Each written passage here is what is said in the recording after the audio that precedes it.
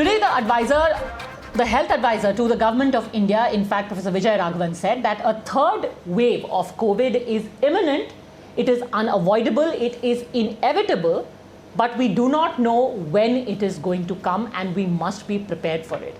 Now, this is cause of concern because right here, when we are still to hit the peak of the second wave, already a third wave has been predicted. How soon can we expect it? And more importantly, what really are we to believe now when it comes to the tracing, testing and treatment protocol? Because a lot of confusion has been created about that as well. For example, about whether a CT scan usage is advisable or not. What really is the protocol vis-a-vis the usage of medicines, of injections like Remdesivir? The center, for example, AIMS has said that it is out of the treatment protocol, yet day on day we see hospitals across the country prescribe it even now. What really should we be prepared for going into wave 3? A phase 3 is inevitable, given the high levels of circulating virus. But it's not clear on what time scale this phase 3 will occur. Hopefully, incrementally, but we should prepare for new waves. Previous infections and vaccines will cause adaptive pressure on the virus for new kinds of changes which try to escape it. And therefore, we should be prepared scientifically to take care of that.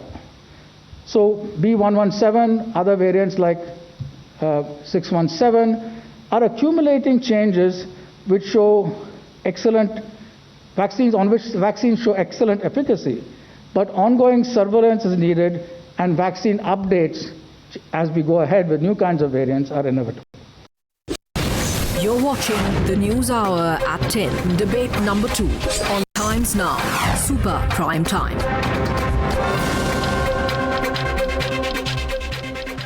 Okay, joining us on the show, Dr. Harsh Mahajan, founder and chief radiologist, Mahajan Imaging, Dr. Arun Sharma, director ICMR and NIIRNCD from Jodhpur, Dr. Joshi, member of the COVID task force in Maharashtra. Dr. Sharma, I want to start by asking you, when Professor Vijay Raghavan says it is inevitable, what does that mean? How soon? Yeah, when he says it's inevitable, that means it's going to come.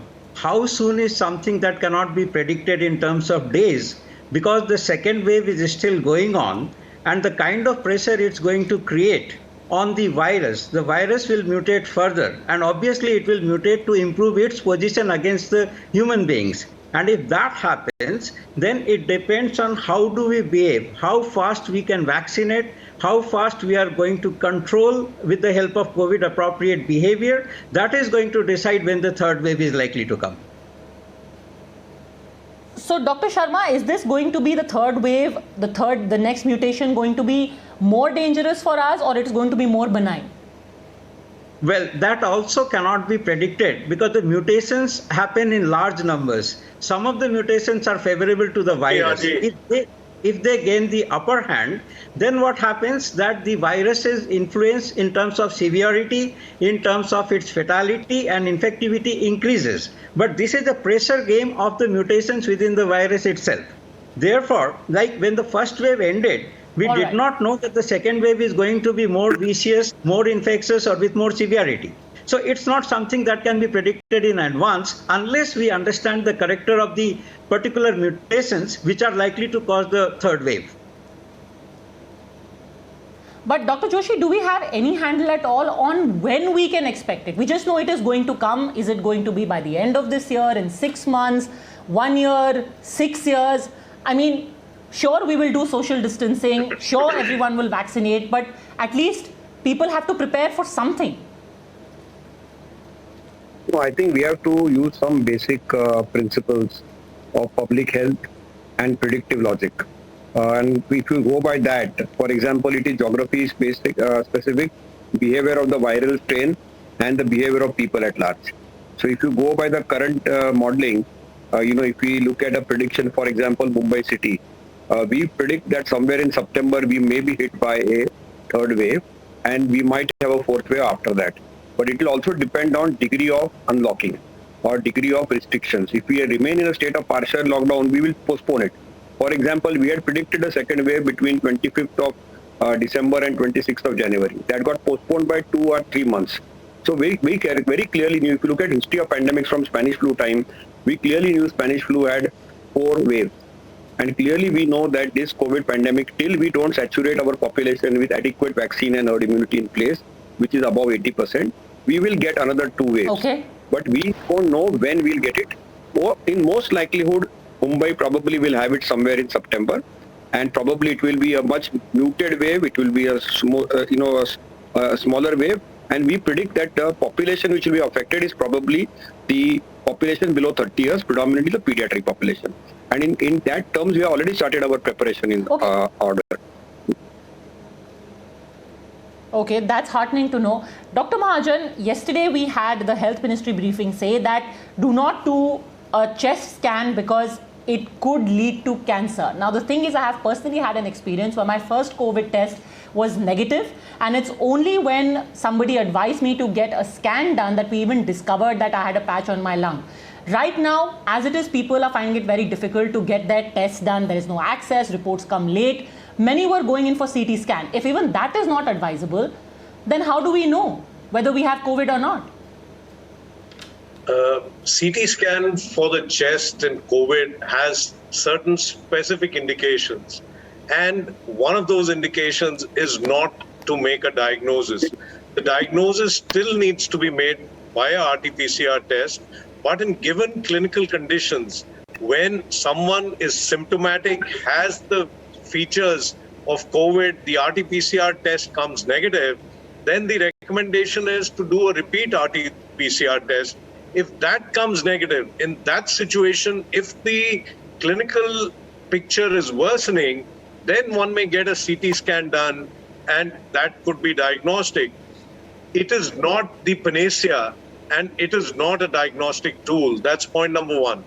Point number two, if RT-PCR test is done too early, when symptoms haven't even started, and that's what people are doing, it will come negative. Point number three, RT-PCR has a sensitivity of about 70 to 80%. So 20% established cases may also come negative. Point number four, in the current surge that we are having, where labs are getting overwhelmed with samples, labs which may end up collecting too many samples, then there can be a problem. One, how you've collected the sample. Point number two, how you've transported it. And point number three, how you've actually stored it. It has to be stored at minus 20 degrees centigrade.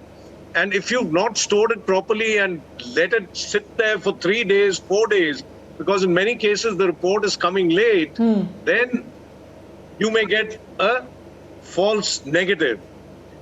Again, I would say that in case someone has the symptoms of COVID, even if the RT-PCR report comes negative, consider in this pandemic situation that this is COVID. Isolate yourself, wait, do whatever treatment may be necessary as advised by your physician, get a repeat RT-PCR. If that is also negative, then get a CT done. Or else, if your oxygen saturation falls below 94... What about those who are asymptomatic? For asymptomatic, there's no problem. How will they know if they don't? I will tell you. If they don't have access to an RT-PCR test. I will Please. come to that point, and that's a very valid question that you've asked. See, the incubation period of COVID-19 is 2 days to 14 days with an average of 5 days. So someone who's got exposed to a person who is COVID positive, and first thing is isolate yourself. You've been exposed. If you get the infection, you may infect your family. Isolate yourself. Don't get a test done on day 1, day 2, day 3. That will, in most instances, come negative.